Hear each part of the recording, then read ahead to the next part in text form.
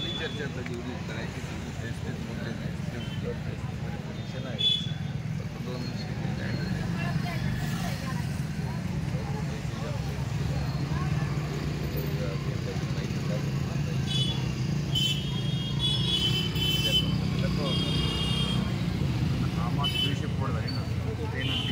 शेतकरी भाजीपाल्यात टाकले आता तो विषय झाला ना चर्चेतूनच मार्ग निघत असतो आता या तहसीलदार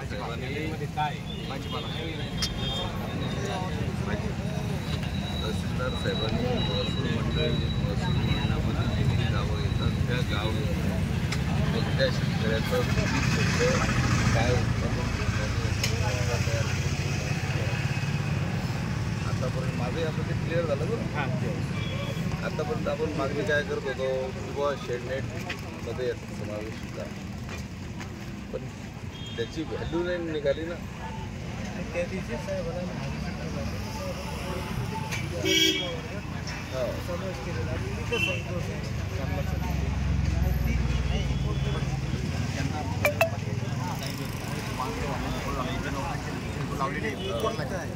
शेड बाहेर जे शेड बाहेर शेंडू आहे वांग आहे भोपळा आहे लोक नाही वेगळी शेती हां शेतमधले वेगळे आणि बाहेरची वेगळी काय ज्यांचा भाजीपाला आहे त्यांचा भाजीपाला दिला ज्यांचा बीज प्रक्रिया आहे त्यांचा बीज प्रक्रिया दिला कारण ज्यांच्या शेडमध्ये आज 4 लाख रुपये येणार तर 3,000 रुपये भेटणार त्याच्यावर थकीत नाही ना आता त्यांना किंवा संबंधित कंपनी जी असेल त्या शेतकऱ्याची तर त्यांच्याकडे तुम्ही माहिती घ्या किंवा समजा टोमॅटो असेल किंवा शिमला मिरची असेल याचं अपेक्षित उत्पन्न किती आहे आणि याचं उत्पादन खर्च आणि समजा 9 लाख रुपये उत्पन्न होत असेल 5 लाख रुपये खर्च असेल त्याला 4 लाख रुपये उत्पन्न होणार होतं 100% केलं